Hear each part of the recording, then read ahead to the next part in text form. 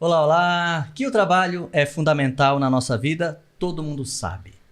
Mas você trabalha para viver ou só sobrevive ao trabalho? Através do trabalho, a gente cria, transforma, conquista independência, conquista relações e, obviamente, dá sentido à vida. Mas e quando esse mesmo trabalho que deveria ser fonte de realização vira um campo de sofrimento silencioso? Pois é, para pensar em questões como essas que está no ar A Mente da Gente, um podcast que nasceu com o objetivo de ajudar você a refletir sobre a relação entre trabalho e saúde mental. Eu sou Letícia Zanini, psicóloga, palestrante, professora e que atua fortemente com lideranças que vão ajudar profissionais e culturas a produzirem sem adoecer.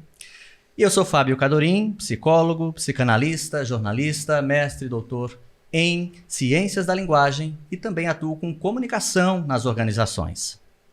Para a realização desse projeto, nós contamos com o apoio de instituições que reconhecem a importância da temática, e eu estou falando da Sicredi, que é uma instituição financeira cooperativa que acredita no valor de ambientes de trabalhos mais saudáveis. E quem também apoia essa iniciativa é o Plano de Saúde São José, que é referência em cuidado, confiança e bem-estar. Nesse segundo episódio, a gente vai falar sobre uma mudança importante na legislação, a atualização da norma regulamentadora número 1, a famosa NR1, que agora deixa bem claro, deixa explícito, na verdade, que a saúde mental também faz parte dos cuidados que as empresas devem ter com seus colaboradores. E hoje, eu e Fábio não estamos sozinhos. Para enriquecer ainda mais essa conversa, nós temos o prazer de receber um convidado que tem muito conhecimento, experiência prática em ergonomia e que está por dentro das mudanças recentes da NR1, que é o professor doutor Williams Longay. Muito bem-vindo. Obrigado, Letícia. Obrigado, Fábio, pelo convite. É um prazer estar contribuindo com o podcast de vocês. Prazer é todo nosso de receber você. Eu vou fazer aqui um pequeno resumo do seu currículo. Eu digo que é um pequeno resumo porque realmente o que não falta aí é experiência e formação. Então, professor Williams é fisioterapeuta, pesquisador, ergonomista certificado pela Associação Brasileira de Ergonomia, possui 7 pós-graduações, nada menos do que isso, mestrado em ergonomia e doutorado em ciências da saúde, além de uma vasta experiência na área de saúde do trabalhador. Então vamos começar esse papo, Williams, para contextualizar, inclusive, porque as pessoas falam de ergonomia e quando falam disso, às vezes vem à mente a adaptação apenas do ambiente físico. Adaptar uma mesa, uma cadeira, um equipamento. Mas o que ergonomia tem a ver com risco psicossocial? Até pela definição da ergonomia, desde que ela foi criada em 1949 na Europa, né? Focalmente na Inglaterra, mas com forte influência também de franceses, a definição é uma ciência, né? Que busca adaptação das condições de trabalho às características psicofisiológicas da pessoa, né? Trabalhadora. Então, a perspectiva psicológica também já estava prevista até e está até hoje na definição, que é a definição que a própria ABERGO, a Associação Brasileira de Ergonomia, que atualmente também é nominada como Associação Brasileira de Ergonomia e Fatores Humanos, né, a ABERGO, usa como o conceito, né, do que seja ergonomia. E na base da ergonomia, da análise ergonômica do trabalho, sempre a dimensão psicossocial teve ali dentro, só que na prática do cotidiano das empresas, dos coletivos e das individualidades, muitas vezes não era a dimensão mais enfatizada, até pela subjetividade e a complexidade que envolve, né, essa dimensão. Pois é, e falando de atualização da NR1, estava previsto para começar mesmo, inclusive a fiscalização agora em maio deste ano, e foi adiado, pelo menos a fiscalização, a cobrança. O processo educativo de adaptação das empresas a essa nova norma permanece, mas a cobrança não. Isso é um indicativo de que as nossas empresas ainda não estão preparadas para lidar com essa questão do risco psicossocial? A NR17, a norma regulamentadora de ergonomia, ela já prevê itens que remetem à questão de dar atenção para essa dimensão, né? Com esse novo texto da NR1, houve toda essa movimentação de e agora, como nós vamos fazer, porque realmente a fiscalização do trabalho vai cobrar isso aí, né? Ela vai cobrar que isso esteja sendo previsto no inventário de riscos, que isso faça parte do PGR, que é o Programa de Gestão de Riscos, e da gestão do risco ocupacional dentro, né, da dimensão ergonômica, nesse caso. E o que foi feito foi só um protelamento do momento em que vai passar a ter a cobrança e a fiscalização. Mas o que a gente tem observado é que as empresas, pelo menos as que a gente tem tido contato, estão continuando no movimento, porque a coisa demora um pouco, né? Para você atualizar documentos, para você criar essa organização interna da empresa, que é uma forma de organização também, e como vai fazer também com aqueles riscos, perigos e riscos identificados e o enfrentamento disso, o registro, a conexão com o programa. Então lembra muito o movimento também do e-social, né? Como foi naquele momento, quando ele surgiu como uma novidade, mas quando você deixa também muito para cima da hora, você pode ter dificuldades e acabar recebendo prazo, né, para depois cumprir. E não é só uma questão técnica, tem uma questão de cultura, e cultura a gente não muda de uma hora para outra, não é? Com certeza envolve todo um processo de educação. Quando você traz, né, que essa questão já estava não tão explícita, por exemplo, na NR17, que agora fica explícita na NR1, me parece que a dificuldade das empresas e esse boom que deu, né, de movimentos dos sindicatos patronais pedindo para aditar a norma, enfim, vem muito em convergência com a dificuldade de fazer mensuração. Então, na prática, como é que as empresas vão identificar os riscos psicossociais? O que está como um senso comum, embora tenha muito ainda que, como o Fábio falou, né, criar a cultura, e existe um movimento também de órgãos até de fiscalização tentando ajudar nisso. Eles têm participado de webinars, eventos, né? O próprio Congresso Brasileiro de Ergonomia ano passado tinha um auditor fiscal do trabalho lá que ele está fazendo o mestrado dele sobre isso, né? Apresentando meio que um caminho na visão dele assim para esse levantamento e registro. O que a gente poderia dizer assim, que a empresa, vamos falar de uma organização, seria interessante ela ter uma equipe voltada para isso, ou, em não tendo condições, contratar uma equipe. Uma equipe multidisciplinar seria melhor, né? Tem mais potencialidade, e a gente tem visto que as tendências estão nesse sentido, porque ajuda a ampliar os olhares, mas o documento, a formalização toda, ela é de uma avaliação de fatores de risco do trabalho, né? Então são fatores psicossociais relacionados ao trabalho. E isso é um risco que não é físico, não é químico, não é biológico, nem mecânico de acidente, ele é ergonômico, dentro da dimensão da organização do trabalho, né? Que a NR17, como eu falei, já previa.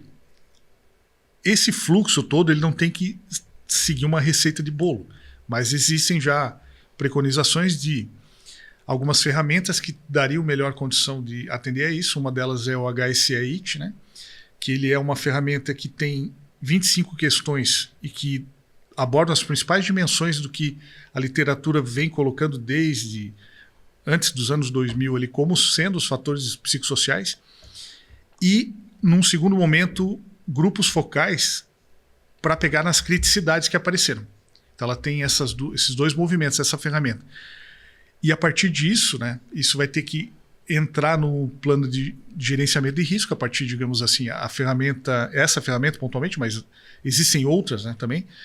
Nesse caso, pontualmente, o que ela tem um ponto borderline assim, de 3, é uma nota 3. O que fugir disso e que for para um lado mais de nocividade, de risco, vai acendendo luzes, né? Então vamos dizer que de 30 funções avaliadas, tem 3 muito críticas. Então essas provavelmente vão ter que ter medidas de enfrentamento, né, para buscar melhorias das condições de trabalho. A separação disso é muito tênue, né? E não é só na questão do risco psicossocial, dos outros riscos também. Por exemplo, é de fora do trabalho ou é do trabalho? Tirando a doença profissional típica de uma exposição, como aqui na nossa região, pneumoconiose de minas de carvão, sorte que diminuiu, ou asbestose com amianto, ou o benzolismo do benzeno, do combustível, que é indiscutível, não tem aquela doença, estava exposto àquilo, não tem o que discutir. As outras são relacionadas e o acidente típico, né, que é direto, As outras são relacionadas ao trabalho, né? Então elas podem ter relação com o trabalho, mas não exclusivamente. Então tem realmente fatores externos que podem também fazer parte, mas o trabalho também pode fazer parte. E as condições que são agravadas pelo trabalho. Então a medicina do trabalho tradicionalmente classifica isso em classe 2 e classe 3, né? Essas ali são zonas cinzentas que precisa usar instrumental para poder identificar melhor e aí pensar em possíveis mudanças, né, organizacionais, melhorias, coisas assim. Agora, pensando nessa série de mudanças que as empresas precisam implementar ou minimamente estar atentas, isso não é trabalho de um setor só. Quais áreas das empresas vão precisar estar envolvidas para criar essa cultura de cuidado? Eu vejo que assim teria possibilidade de 2 caminhos. Ou o trabalho é interno ou ele é externo, contando com ajuda interna. Né? Uhum. E em sendo trabalho interno, precisa ter também gente que domine o assunto da ergonomia, do levantamento do risco ergonômico e psicossocial como um dos fatores ergonômicos, para dar suporte, dar apoio para esse grupo interno. Ou contratação de equipe externa, mas que vai ter que dialogar fortemente com esse pessoal interno para desenvolver fluxos de trabalho, formas de registro, planilhas, né? O pessoal tem falado muito nos levantamentos das informações assim, da percepção do trabalhador, que isso é fundamental através de formulários eletrônicos, né? Não necessariamente ali diretamente com a pessoa, para essa identificação dos riscos do trabalho. E aí as medidas todas que vêm como consequência disso, claro que o foco é a melhoria das condições de trabalho, mas em identificando problemas que a pessoa já tem agravos, sinais de agravos, elas têm que pensar em assistência à saúde. Né? Sabe que eu fico pensando assim que isso é, na verdade, uma nova forma de olhar para a gente dentro da organização. Porque isso sempre existiu, na verdade, essa condição humana e essa relação com o trabalho, com a vida que a gente tem, porque não é trabalho e vida, é uma vida no trabalho, né? E aí, quando a gente lida e precisa olhar para isso, eu acredito, e é uma hipótese, que o susto, né, esse medo, não sei nem se é susto, mas talvez a palavra seja medo das empresas, é que, de fato, agora a gente vai ter que olhar para a gente de verdade. Quando eu falo de verdade, é entendendo primeiro o risco que você pode causar naquelas pessoas, porque você trouxe um ponto que é importante. Tá, a gente vai avaliar, existem formulários, existem instrumentos que lá na norma diz, eles precisam ser metodologias validadas cientificamente, então não é qualquer coisa, e não é porque a empresa X usou e deu certo que você vai, até porque não necessariamente na minha empresa tem a previsibilidade de um risco que na Y ali tem. Então a gente começa a olhar para a individualidade da cultura, das pessoas, a mitigação do que a gente pode causar, é porque na verdade, me corrijam se eu estiver errada na visão de vocês, me parece que a empresa leva um título meio assim, opa, pode ser que eu seja vilã mesmo em alguns contextos. E de fato, e o colaborador também, ele se torna vilão quando ele não se corresponsabiliza, quando ele tinha que usar EPI ele não usava, quantos acidentes poderiam ter deixado de ser evitados. Então, quando o Fábio traz que é uma questão cultural, vai mexer num processo de educação da empresa, que por hora precisa levantar tapete corporativo, e das pessoas de se corresponsabilizar pela sua própria vida, pelo cuidado que precisa ter, né, com a sua saúde física, mental e de uma maneira geral. E aí você trouxe assim, tá? Então a gente avalia e a gente forma os comitês internos multidisciplinares e é fato. E eu vou falar agora com a dor de quem um dia já foi RH. Geralmente essas coisas é com o RH. Não é com o RH, é com todo mundo. Com equipe técnica, com alta gestão, com os profissionais que estão lá no dia a dia vivendo funções que precisam trazer a realidade do que eles vivem, que a gente às vezes não tem tanta noção, porque tu não faz aquilo. Então, identifiquei, mensurei, sei que tem pontos sensíveis. O que a gente faz agora, né? Como é que a gente registra? Onde que a gente registra? Tem o programa de risco ocupacional, que daí vem o PGR, depois na construção, mas como que, se a gente tivesse que ajudar quem está nos ouvindo, como que as pessoas podem fazer isso na prática? As empresas, digamos, tendo SESMIT ou não, né, de acordo com as suas formas de organização, claro que tendo equipe de SST geralmente ajuda, porque são pessoas que estão vivenciando mais o assunto, né? Mas a comissão, e aí não é uma CIPA, a CIPA seria uma outra abordagem mais ampla, mais generalista, né?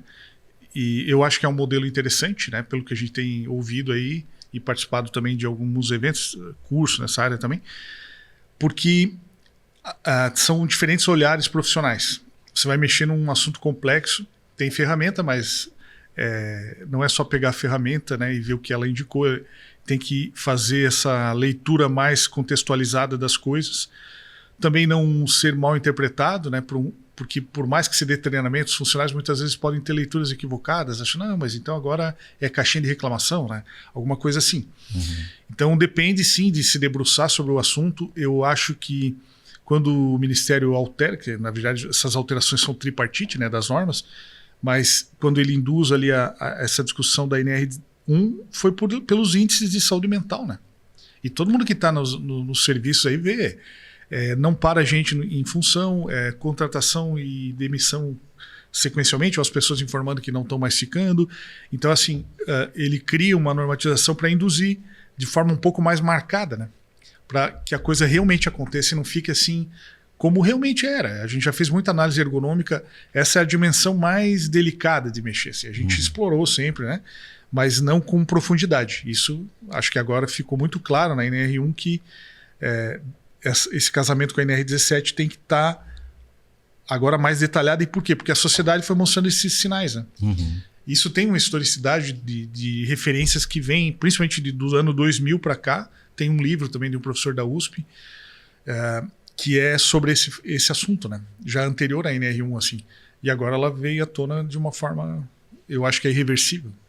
Você falou há pouco de dados e números. No primeiro episódio a gente trouxe uma informação pública, enfim, do Ministério do Trabalho, que em 2024 foi o maior índice de afastamentos do trabalho em função de questões de saúde mental, em especial as mais frequentes, depressão e ansiedade, dos últimos 10 anos, sendo que o salto de 23 para 24 foi de 68%. Então é claro que a gente está aqui num contexto que não é só o trabalho ou as condições de trabalho que estão tornando a vida das pessoas mais difíceis ou adoecendo as pessoas, mas o trabalho não pode ser um lugar onde vai piorar. Então é por isso que a gente precisa, de algum modo, tornar o trabalho um ambiente favorável, minimamente ao bem-estar. Porque trabalho ser desafiador, a gente entende. Todo trabalho é desafiador. Ninguém vai para o trabalho para brincar, para se divertir, para ter apenas prazer. Pode até ter prazer, mas vai ser desafiador, vai ter estresse. Mas não pode ser num nível que adoeça. Essa é a questão que a gente está pontuando. Eu só queria trazer uma questão porque a gente fala de toda essa necessidade de adaptação das empresas e me parece que isso é, entre aspas, mais fácil para as empresas já maiores, mais estruturadas, com mais setores. Mas a nossa região aqui também tem médias empresas, pequenas empresas. Essas também vão precisar, Williams, se adaptar a isso. Como é que elas poderiam pensar, pelo menos, em fazer isso? Eu não sei se elas serão fiscalizadas com tanto rigor como as grandes, mas eu acho que precisam pensar, né? Sim, concordo com você. Dependendo do ramo até de atividade, também tem setores econômicos que a fiscalização está diariamente lá, né? Departamento Nacional de Produção Mineral, o Ministério do Trabalho, o sindicato, quer dizer, claro que grau de risco menor, atividade com um CNAE, uma Classificação Nacional de Atividade Econômica com risco menor, uma atividade menos funcionários, tende a ter menos cobrança. Só que a NR17 ela coloca assim que mesmo as pequenas empresas que têm poucos funcionários, elas devem fazer a AEP, Análise Ergonômica Preliminar. E a análise ergonômica do trabalho seria para identificar os riscos maiores ou mesmo as empresas de risco maior. E ao fazer o AEP, a Análise Ergonômica Preliminar, mesmo de uma forma mais simples, eu preciso olhar as dimensões da ergonomia e uma delas é essa também. Então, meio que não tem para onde fugir. Ninguém todo mundo escapa. Tem que dar uma atenção. E, na verdade, né, tem gente que se preocupa, mas isso aí nós vamos gastar e tal. Não, você vai ganhar dinheiro. Né? É isso que a gente tem que também explicar para os empregadores, porque ao fazer gestão de saúde ocupacional, ao prevenir, né, promover saúde, prevenir agravos e até investir em recuperação de saúde, você está mudando o teu patamar ali de comparativo, né, que os sistemas da Receita e do INSS fazem pelo CNAE para o nível de adoecimento nacional e você pode pagar mais imposto ou menos. Isso é aquele FAP. Fora a questão dos outros fatores, 15 dias afastado, entra alguém que cai a produção. Então, se o cara faz a conta, ele não, se eu fizer um cuidado aqui, eu ganho dinheiro, não é gasto. Né? Ele é um investimento importante. Eu até tinha trazido aqui para comentar um pouco assim alguns exemplos, né, de fatores de risco psicossociais. esses tipos de exemplos aqui basearam algumas ferramentas como o HSE e outras, né? Por exemplo, fator de risco demanda, né? Sobrecarga ou pouca carga, ritmo de máquinas, altos níveis de pressão por tempo, continuamente sujeito a prazos. Então, esse é exemplo de demanda. Exemplo de controle, baixa participação na tomada de decisões, falta de controle da carga de trabalho, apoio dos líderes, líder ausente também, né? Ou excessivamente presente a ponto de sufocar a autonomia, onde se só vê heteronomia, né? Quer dizer, determinado pelo outro.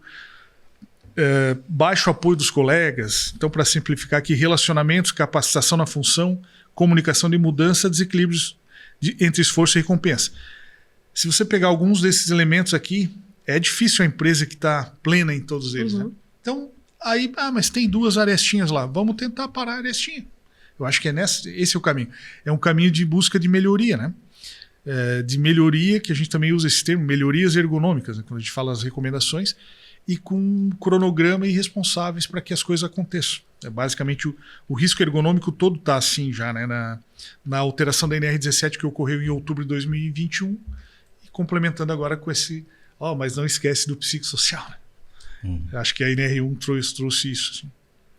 E voltando à questão da cultura, tem uma frase que eu gosto muito, que é assim, produza, né, sem adoecer e desenvolva sem maltratar. Que basicamente nos ajuda a implementar ações que vão fomentar essas questões da NR1. Você, né, com a tua experiência teórica, prática, acredita que as empresas, elas estão, brasileiras de uma maneira geral, elas estão preparadas para essa mudança de paradigma? Qual é a tua visão? Eu acho que tem de tudo. Assim, é igual a questão da indústria 4.0 para a indústria 5.0. A gente vai muitas vezes em algum local. Vou citar um exemplo aqui, um distrito, sem citar nome de empresas. Você tem ao mesmo tempo uma empresa com uma tecnologia bem mais desenvolvida, na mesma quadra você tem um cara carregando com tacho ainda num nível medieval, o mesmo produto acabado final. Então a tecnologia não atinge todo mundo ao mesmo tempo. Isso é um primeiro ponto. Depende daquele quadro societário, da experiência e visão que as pessoas têm, de se elas vão estar sempre investindo ou se não, né?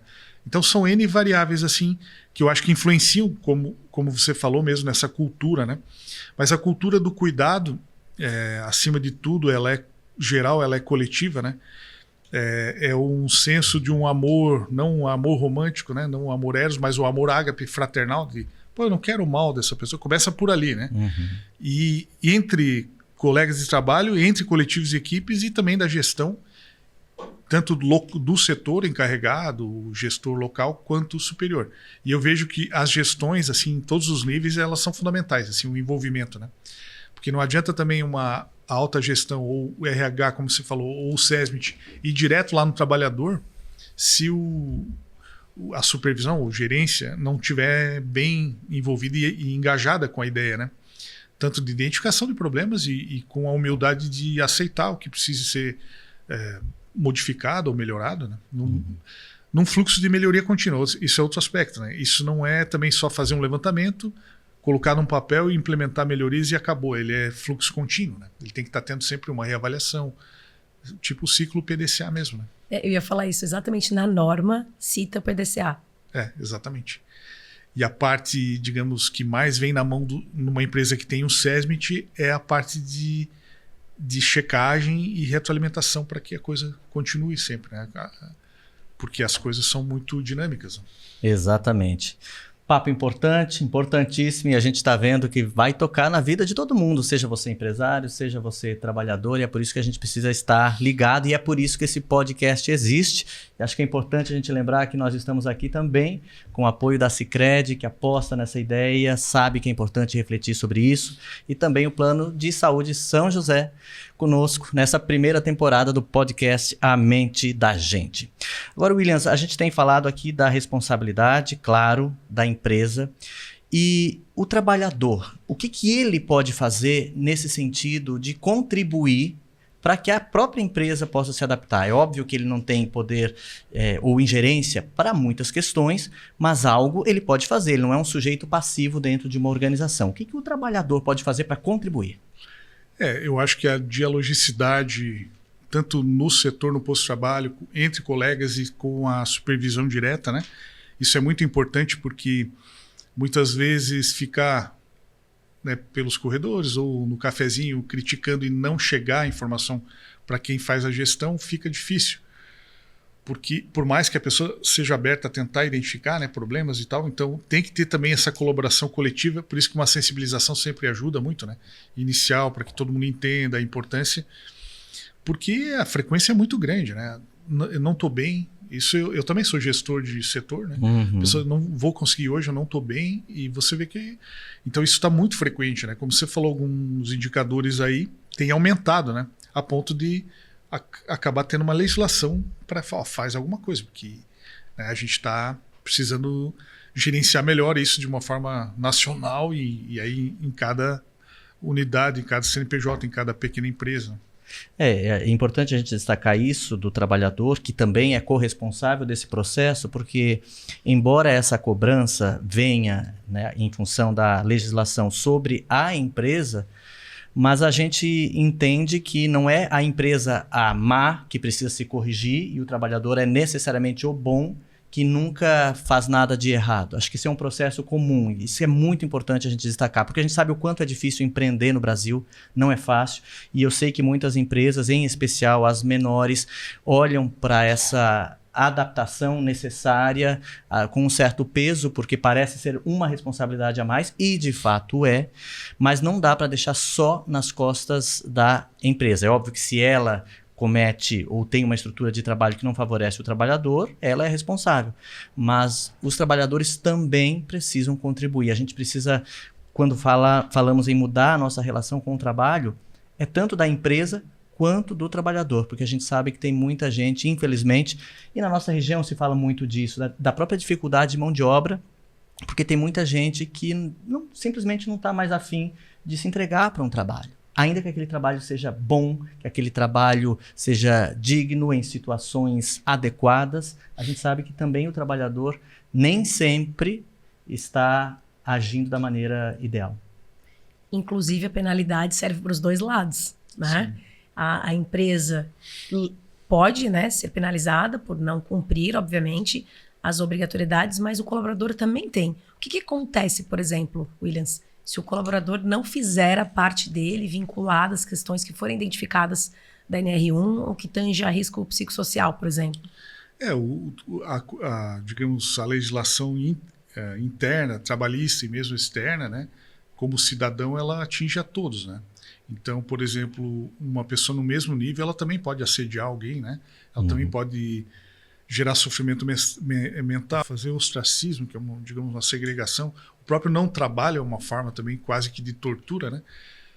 Eu já tive um contato assim uma vez com uma situação dessa onde não era demandado trabalho para ver se a pessoa saía dali, né? E então, quando a gente fala em empresa, tem que entender que é um coletivo de pessoas que se entende que todos fazem parte daquele ecossistema, né? Vamos dizer assim. Claro, com níveis hierárquicos, mas que quem é trabalhador tem que também se entender dentro do processo e que é parte fundamental para evitar certos tipos de agravo, né? Quando a gente fala do risco ergonômico, os dois principais são distúrbio osteomuscular e saúde mental. Daí dentro de saúde mental tem muita coisa e de osteomuscular também. Então é diferente de, por exemplo, contaminação ou intoxicação, coisa assim, ou de outros fatores de risco. O fator de risco ergonômico, principalmente, são esses agravos. E o papel dos trabalhadores nesse tipo relacionado ao trabalho é fundamental. Eu gosto de falar assim que o maior patrimônio de uma empresa são os trabalhadores. E o maior patrimônio do trabalhador é a capacidade física e mental de continuar trabalhando. Então isso tem que ter uma harmonia, um sinergismo, porque fatalmente é ruim para todo mundo. É ruim para trabalhador, é ruim para empregador, né? Quando a coisa se desequilibra, né? Então o papel realmente dos trabalhadores é muito importante. E penso também que seja importante a gente frisar, quando a gente fala de corresponsabilidade, eu gosto de falar sempre assim, acima do método da mentalidade, ou seja, uma ampliação de consciência de todos os players que estão envolvidos quando a gente fala em organização. E outra coisa, geralmente, o maior concorrente dessas coisas novas que vão surgindo, se a gente pegar IA, quando teve o E-Social, é a ignorância. no sentido do não conhecimento, que faz com que a gente fantasie coisas que, na verdade, não são. E até por experiência própria, eu comecei a ler a norma. E ao ler a norma, muitas coisas vão se clareando, a gente consegue entender, inclusive, né, as partes que nos cabem e compreende que, de fato, o grande objetivo é trazer algo positivo para todo mundo. Com certeza. E aí a gente vai diminuindo essas polarizações. Por isso que eu entendo que quanto mais as pessoas tiverem conhecimento, as empresas se sensibilizarem, as pessoas também terem esse movimento proativo de ir atrás. O que é isso, né? Onde é que me impacta? O que muda na minha vida? Porque no fim das contas a gente quer algo que mude a nossa vida. Então que as pessoas também possam ir atrás e que as empresas possam prover espaço de conhecimento. Com certeza. E o risco ergonômico, ele é um pouco desconhecido ainda, né? Por mais que já está aí há muitos anos, muita gente, mas precisa isso? Ele é um risco ocupacional, então você tem que começar por aí, né? Esse entendimento, claro que melhorou ao longo dos anos assim, mas ainda tem muita leitura, como a Letícia falou, um pouco rasa, né? E a gente viu, desde que saiu a NR1 ali em grupos nacionais, assim, de SST, nossa, as paranoias e muita cogitação, e aí você vai ver que quase ninguém vai lá ler, né? A própria norma, para começar, e outros históricos que vêm da questão da onde que surge o risco psicossocial, os fatores psicossociais dentro da ergonomia, etc, né? Então, o conhecimento é fundamental, e até queria parabenizar esse podcast, porque é um dos primeiros que eu estou tendo contato aqui na região que fala da ergonomia em si, né? Como, quer dizer, está trazendo bem a pauta específica, assim. A gente teve alguns eventos já, algumas coisas que flutuaram um pouco, mas indo para uma questão clínica da atenção à pessoa, que também pode ser necessário como atenção, mas lá depois identificado tudo e registrado. Então, com certeza é uma contribuição para a região muito importante. E eu vejo que temos um desafio aí, diferentemente de algumas doenças ou riscos mais visíveis, muitas vezes a saúde mental é silenciosa, o risco é silencioso, até porque a gente ainda, por mais que já estejamos falando muito mais do que falávamos no passado, as próprias pessoas que sofrem muitas vezes se calam, seja lá pelos mitos que forem, pelos tabus, pela vergonha, etc. E eu considero que isso seja um desafio a mais, porque existem pesquisas que dizem, por exemplo, que uma pessoa com depressão, ela vai buscar ajuda, quando busca, em média, depois de 3 anos e 3 meses com sintomas. Ou seja, um sofrimento longo ali. Então, dentro da empresa, eu imagino que não vai ser diferente. E essa pessoa que vai adoecendo e não se vai tomando nenhuma atitude, é óbvio que ela não vai estar bem, a entrega dela não vai ser boa. Muitas vezes, o fato de ela não estar bem, o próprio ambiente de trabalho também acaba sendo prejudicado, as relações prejudicadas e sai todo mundo perdendo. Então, a minha questão é como é que a gente poderia, eu também não sei se isso tem uma resposta, mas no teu ponto de vista, até pela experiência, como é que a gente poderia prevenir a ponto de não deixar que isso seja um sofrimento silencioso e prorrogado indeterminadamente até quando estoura num burnout, por exemplo? Eu acho que a informação é muito importante, né? Até incentivo que sejam feitos outros assim, porque quanto mais as pessoas conhecerem, menos preconceito e visões distorcidas vão ter, né? Agora me despindo assim da visão do ergonomista, falando até como gestor, assim, muitas vezes a gente mas isso é frescura, a pessoa sai chorando pro banheiro, por exemplo. Há um tempo atrás se achava isso, né? Assim, ainda tem muito, né, esse preconceito de achar, mas isso aí é porque a pessoa está de corpo mole. Então isso é muito comum, muito frequente. Então tudo isso tem que ir sendo transformado, e acho que é um processo, né? Não é uma coisa assim, olha, agora é assim, né? Acho que tudo é um processo para olhar, realmente eu acho que eu poderia evitar, ou eu posso estar pecando ao ficar com essa cobrança ostensiva desta forma e ainda chegar ali e cobrar que a pessoa não está com um sorriso no rosto nos momentos seguintes para atender o cliente. Então, assim, são contrassensos, né, que a gente tem que refletir bastante. Eu acho que o conhecimento, quanto mais conhecer, mais... Não, realmente, então os caras... Porque inicialmente, quando saiu ali a NR1, foi uma rechação total, né? Quer dizer, não, isso aí é um absurdo. Tal. Depois o pessoal foi digerindo e começou, até que então temos que fazer. Então tudo é um processo, né? Eu acho que ainda está numa fase de aceitação, na verdade. Mas que é necessário, tanto que você vê, a gente está na iminência do momento definido, né? Teve essa prorrogação, mas que estava já para que isso comece a aparecer nos documentos das empresas. E a prorrogação por um ano. Eles só não vão penalizar, multar, né? Só não vão multar. Eu ia dizer que é para um ano, mas um ano também passa muito rápido, pensando em tudo que se precisa fazer. E assim, escutando essa fala de vocês, eu penso numa... Eu e minhas frases, né?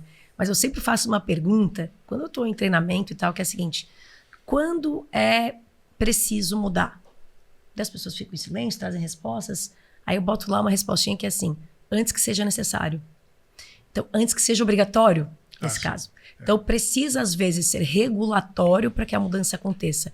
Mas vamos imaginar uma hipótese que, passado esse um ano educativo, não venha, não aconteça, né? Se prorrogue um pouco mais. A ideia de quem tem consciência, que entende no investimento, que ele não vai ser no curto prazo mesmo, mas no médio, no longo, talvez faça. Porque se os números sociais, econômicos, governamentais mostram que as estratégias atuais não estão funcionando, a gente precisa fazer alguma coisa com essa conta. Eu lembro muito, assim, quando acontecem essas coisas muito de rupturas, assim. Lembro da época do Covid, por exemplo. Algumas pessoas meio que desconsideravam, até que um dia bateu na tua porta. Bateu na tua porta, tu faz alguma coisa. Mas, poxa, será que a gente não pode aprender olhando para a porta do vizinho também? Então, que as empresas entendam que, independente da regulação, se faz necessário mudar, porque o mercado mudou, as experiências, as gerações, que daí gente naquele conflito, né? Porque essa galera... Será?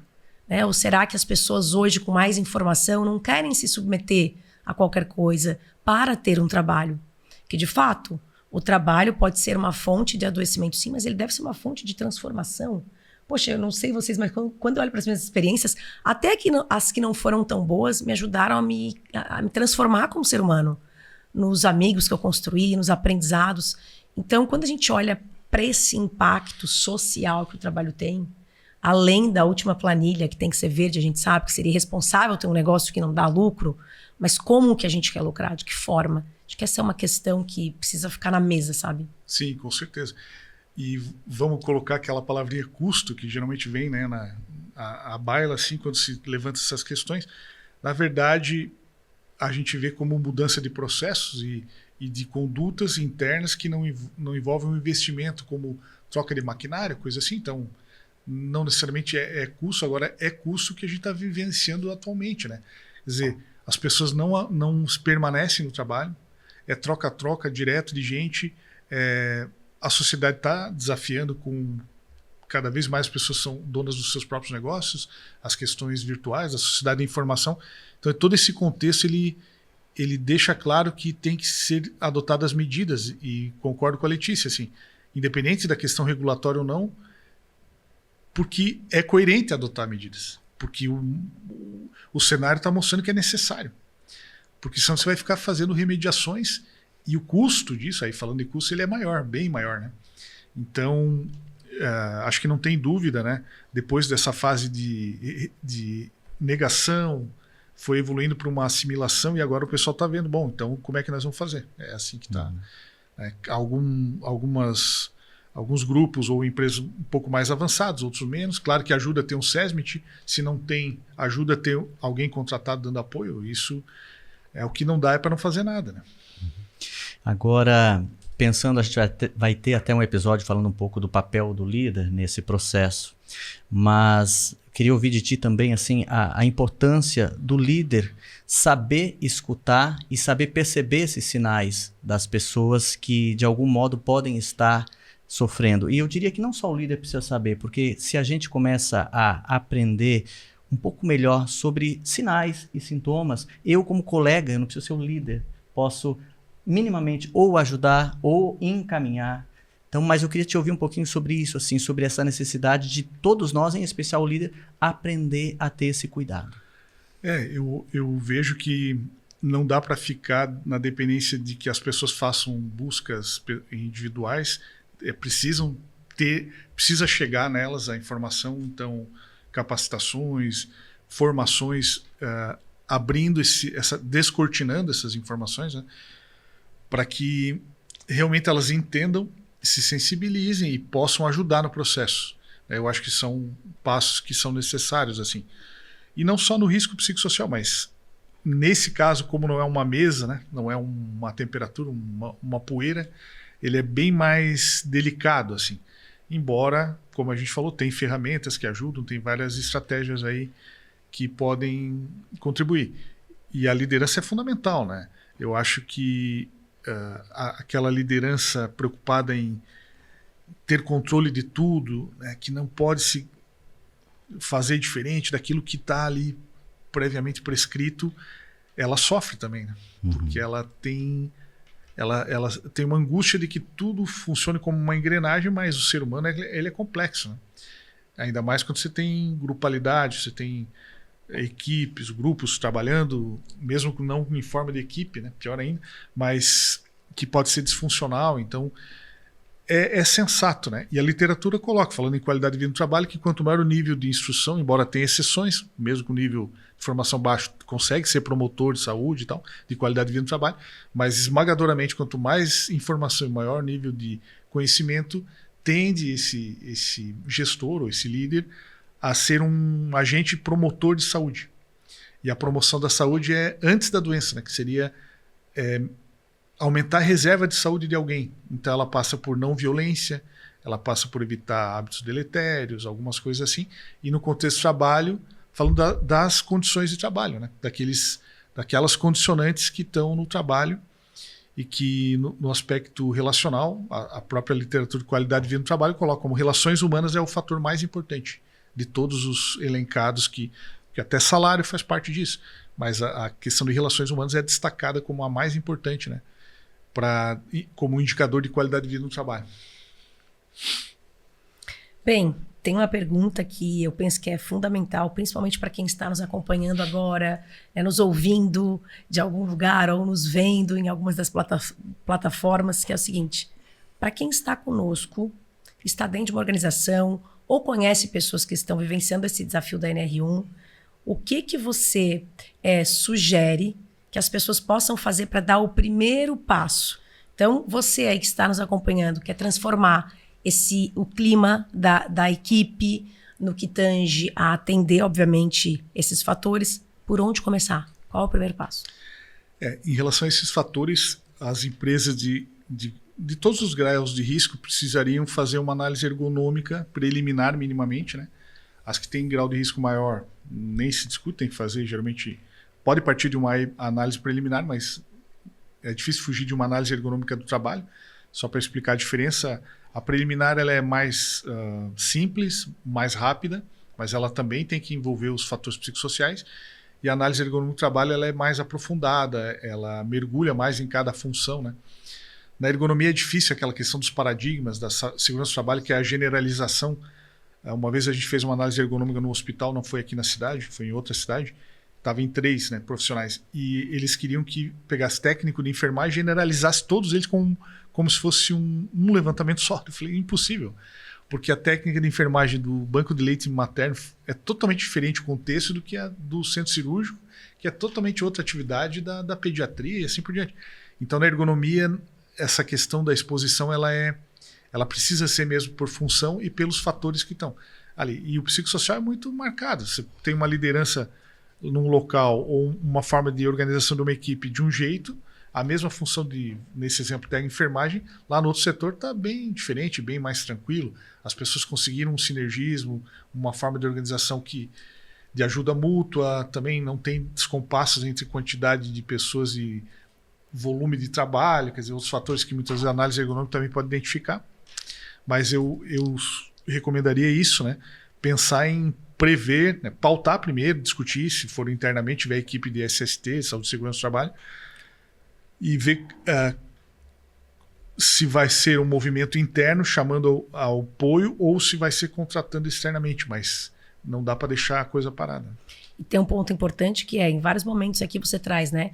Uma equipe técnica, uma equipe multidisciplinar, ou seja, não dá para se aventurar. Porque quando o assunto ele começa a vir muito para o palco, né, das organizações, todo mundo tem aí uma ideia, um negócio para fazer, um trabalho para entregar. Então, se a gente pudesse ajudar as empresas, assim, não faça isso que vai ser um problema. O que não fazer? Porque a gente falou até agora assim, o que a gente faz? O que a gente não pode fazer? É o faz de conta, né? Que é o que mais geralmente acontece. pegar assim, inventar um questionário de cabeça lá e achar que aquilo dá conta e aplicar aquilo ali. Tá muito marcado que tem que ser uma ferramenta validada, né? Essa que eu citei, por exemplo, o HSE, ele vem com uma historicidade de várias referências. Tem um livro feito por um professor da área que fundamentou mais ainda. Então ele tem toda uma base, né? Quando surgiu ali na NR1, todo mundo já... o HSE, que quando você queria aprofundar risco psicossocial, você já usava. Tem o Psicop e outras ferramentas assim. Mas e daí? O que é essa ferramenta? Então, isso tudo requer conhecimento. Não dá para sair fazendo de qualquer jeito. E o faz de conta, né? Porque os próprios órgãos de fiscalização estão deixando claro que o faz de conta, documento de gaveta, essas coisas para dizer que fez ali, para dizer que tem, não vai ter como passar isso, porque ele vai ser muito frágil, igual algodão doce na chuva, assim. Uma coisa que não tem sustentação. Então é uma coisa séria, mas principalmente por aquilo que a gente estava falando agora há pouco, né? Pela responsabilidade que envolve estar lidando com pessoas e que ninguém quer ser fábrica de doença, né? Exato. De sofrimento, etc. Exato. A gente está indo para o final da nossa conversa e a gente falou principalmente daquilo que as empresas que ainda não praticam essa norma precisam fazer, mas certamente algumas já fazem, já têm boas práticas. Eu queria até saber de vocês, pela tua experiência dentro das organizações, o que seria um exemplo de boas práticas que talvez você conheça ou que sugeriria e que seja facilmente implantável para começar a trilhar esse caminho da saúde mental na organização?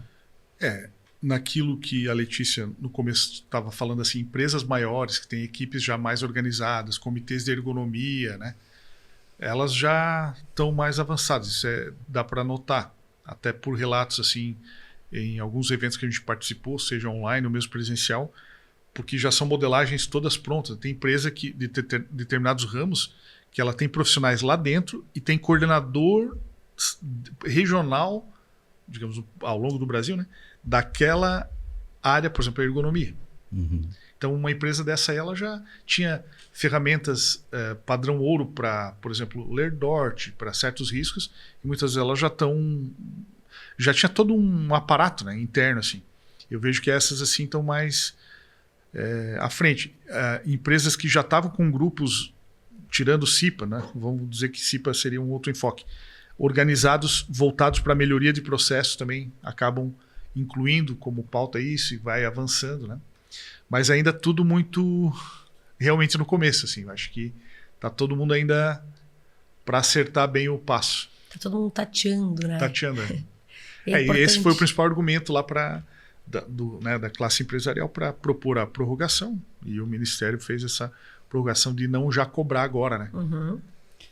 E é por isso que nós estamos aqui. A gente não tem respostas prontas. A ideia é justamente promover um diálogo, uma conversa, uma troca de informações, para que aos poucos todos nós e as pessoas que nos acompanham possam ir encontrando caminhos para, de fato, não só cumprir a lei, mas criar condições para que o trabalho, que muito historicamente teve imagem de um lugar que adoece, um lugar onde é difícil estar, um lugar onde muitas pessoas não querem estar, que lamentam a segunda-feira, para que a gente consiga, de fato, criar condições para que o trabalho seja um lugar onde a gente também deseja estar. Não só lá, mas também deseja estar. É isso, Letícia? É isso. A Mente da Gente é um podcast educativo sobre temas que às vezes ficam embaixo dos tapetes corporativos. A gente quer dar uma sacudida e trazer isso para compartilhar e aprender também, né? Com os nossos convidados especiais como você. Muito obrigado. Exatamente, Williams. A gente quer te agradecer pela troca de informações. Obrigado, inclusive, por compartilhar com a gente toda essa experiência teórica, técnica e prática que você tem. Não tenho dúvida de que quem nos acompanhou, seja em vídeo, seja em áudio, também pôde aprender. E agradecer também às pessoas ou às instituições que apoiaram esse projeto, Sicredi, cooperativa, que está aí com a gente, e também o Plano de Saúde de São José.